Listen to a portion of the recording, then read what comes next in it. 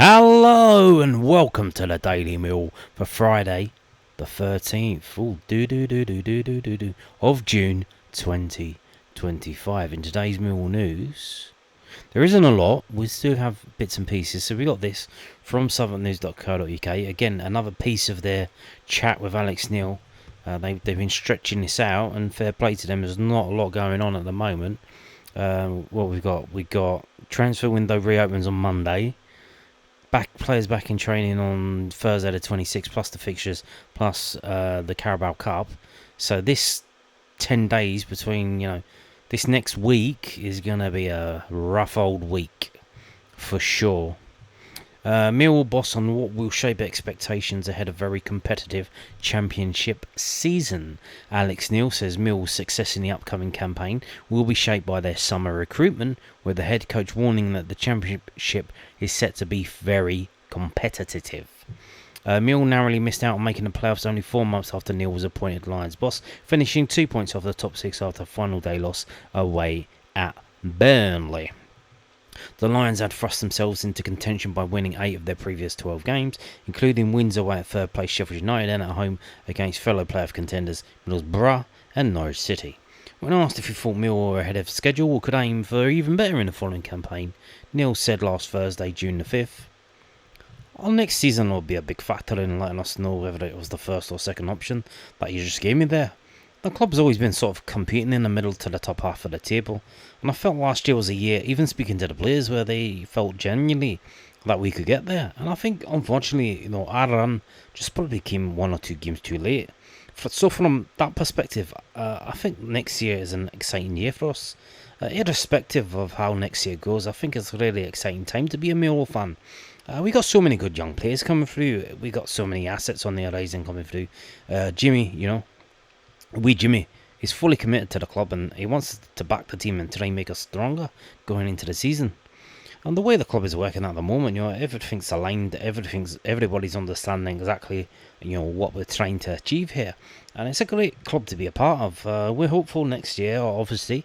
Improvement's probably the biggest thing that you look for in any team, whether it be improvement in infrastructure, improvement on the pitch, improvement in terms of style, improvement in terms of players, improvement in terms of bringing probably more assets and younger ones through. It's wide-ranging in what we want to try and achieve and make things better. I think, like every window, you want to come out at the end of the window in a stronger position than you went in. The window has got a long time to go, and that's not me preempting anything, because obviously at this stage, nothing's happened. Everything's just speculation, and everything's just paper talk, Everybody's like flinging links out, and this one's moving here, and that one's moving there. And the likelihood is, 50% of that will never come to fruition and will never happen. It's just probably people talking too much, But it will depend, on how we come out the window. Certainly, I think with the squad that we finished with and the injuries that we carried, we managed to finish 8th last year. So what I do expect is, I think the league this year will be a bit more competitive than last year. And I think the teams coming up are particularly strong. In the fact, that they've got good backing and they're big clubs. And I think, the teams coming down are arguably probably better than some of the teams that came down the previous season. It's going to be a very competitive league next year, and as we've already seen, many teams already have changed coach, and I've been at Millwall for 4 months, and I'm probably about the 10th longest serving manager in the bloody league. Yes. Well said, sir, well said. Now, moving on to this, I haven't mentioned this that much, you may have seen bits and pieces. This is from express.co.uk. That's the Daily Express to you. Crystal Palace, boo, enter Japhet Tanganga battle as Prem rivals eye bargain transfer clause. Exclusive. Mill defender Japhet Tanganga is available for a cut price fee. Sunderland, Leeds United and Burnley also hold a concrete interest in Tanganga and will be ready to proceed once the player decides on his preference. But as a stable Premier League outfit based in London, Palace would have the edge if it turns into a straight four-way battle. Millwall received offers for Tanganga in January, some well in excess of the 1.2 million quoted, but they opted to keep hold of their star defender for an ill-fated playoffs push. Now they could lose him for an unusually small fee, and it's understood that Tanganga would like his future resolved by the end of the month. So that's interesting. So we received offers for Tanganga in January. I never heard that. But they opted to keep hold of the defender for the playoff push, which obviously would have been, even if, like, let's say we did make the playoffs but we didn't get promoted, because obviously, if you get promoted, wow, you get 100 million, 200 million, it's the 300 million game. Wow, so much money you're going to win. But even if you get in the playoffs, that's 2 extra games, and say you win through to the final, that's even more money, prize money and whatnot, and stuff like that. And I'm not sure, I think they used to, I don't know if they still do now, there was some kind of agreement that the teams in the playoffs, if one of them was a Premier League team that went back up to the Premier League, then their parachute money would be split between the remaining playoff losers. Maybe I'm misremembering, but I think it's something like that. So I don't know if they still do that, or maybe they just changed it to the whole league. I'm not sure, but yeah. But yeah, if you didn't know, it's been reported by Richard Corley, I think, put it out there. 1.2 million is the release fee for Japhet Tanganga. Obviously, everyone went a bit nuts about that, because I think everyone thought, well, he's clearly a Premier League player, and it's kind of bewildering that it hasn't happened sooner than it did. So you can see that that's telling us that we had offers in January and it didn't happen. So interesting. Now, why didn't it happen? Did we not let it happen? Did he not want it to happen? I don't know, but interesting stuff. Yeah, I mean, obviously, the thing is, the model now, buy low, sell high, and this is not really that. So I think that's why a lot of people are upset about this.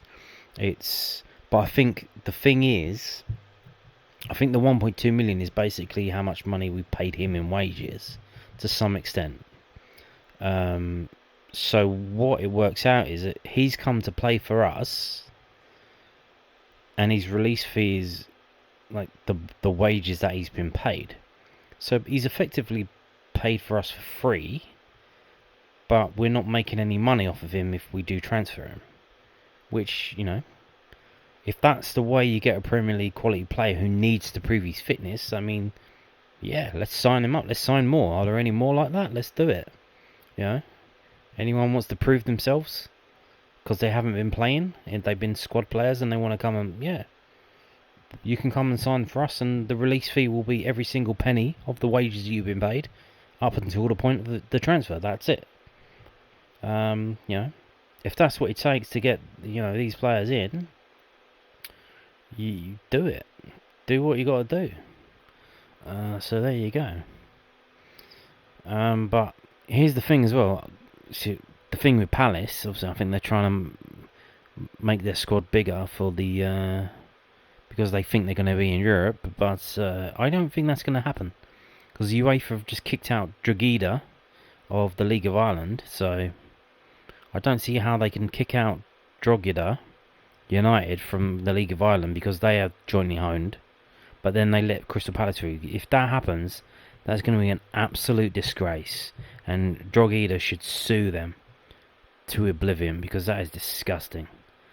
That you got rules and you don't apply them because one of the team is a Premier League team. Like, fuck off. You broke the rules, Crystal Palace. You broke the rules. You're not playing in the UEFA Cup or Europa League, whatever it's called now. So piss off and stop signing our players, unless you're paying over the odds for them. Now, we're going to finish with this. Like I said, there's not a lot going on. So this is from tribalfootball.com. And they've got this, they're showing the story again from the Daily Express. Chelsea management are ready to clear out a raft of young players. The Daily Express says several players who spent last season away on loan have been encouraged to move on. Bye-bye. Go away. Fullback Zak Sturge, who spent the second half of the last season on loan at Millwall, is now discussing a permanent stay at the New Den. Yeah, we did know that. And then Alex Matos and Alfie Gilchrist are expected to leave Chelsea this summer. Matos spent his last season with Oxford United, while Gilchrist was at was with Sheffield United. Attacker Leo Cassadine is now another Blues youngster, now in talks over a move away. So this is interesting. So I've mentioned this before, that this is what happens. So Mill do this. The youngsters in your youth team, for our under 21s, you've got 17-year-olds and 18-year-olds. That's when they go into our under 21s. It's not 20-year-olds, it's 17-year-olds. Because the under 18 players will be playing here and there for the under 21s. So they've been in that team since the age of 17. So once they get to 21, they've had 4 seasons there. If they haven't progressed enough to be in contention for a place in the first team squad by now, then it's time to, you're 21. It's we need to let you go. You can't stick around anymore. And Mill do this, and a lot of people look at the Mill young players who get released, and they end up signing with non-league teams. And then everyone points at them and says, see, look, I told you it wasn't good enough.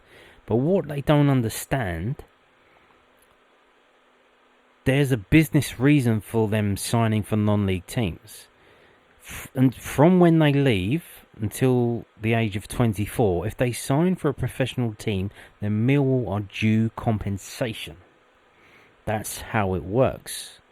Unless, obviously, Mill can do a deal with the team and sort out a tiny fee, maybe a sell-on clause, whatever. But for the youth player to be free of any of that compensation fee that needs to be paid, they need to sign for a non-league team. And then they have to be there. Once they get to 24 years old, they can then go back to signing for a pro team, because there's no compensation. Well, there is a little bit. It's automatic. It's the FIFA training compensation, but it's not the massive chunks that would be required. So that's why our youth players sign for non-league teams. It's not because they're not good enough. It's because if they do leave, then these clubs will have to pay training compensation fees for them and stuff. And if they don't agree to fee, which is the Josh Stevens to Brentford, it'll have to go to a tribunal. So that's... but with regards to Chelsea, there are strong suggestions, there were in the past, that we were trying to get that Alfie Gilchrist in on loan. He's a right back who can also play centre back. And I don't know how strong that was close to happening. Maybe we couldn't afford it, and Sheffield United blew us out of the water with the loan fee. Or maybe, he chose them over us. But is he friends with Zak Sturge? Do they get on? Is this an option? In terms of this is... He played for Sheffield United. He done quite well. I think he got injured in January. He did come back at the end of the season. Played a couple of games. But he seems to have done pretty well for a team that finished third. So if there is an option that this might be a possible signing, is this one we should be looking at? Alfie Gilchrist. Let's get a 2-for-1, Zak Sturge, Alfie Gilchrist. We can have, left back, right back, 2 Chelsea youth players. Why not? Why not? So yeah, that's it for today's video. Not a lot going on. Probably no video tomorrow unless something happens, but I doubt it. Maybe on Sunday as well, unless we get some kind of, rumours from the Sunday papers, if they still exist. But, yeah. And on that note, thank you for watching, and goodbye.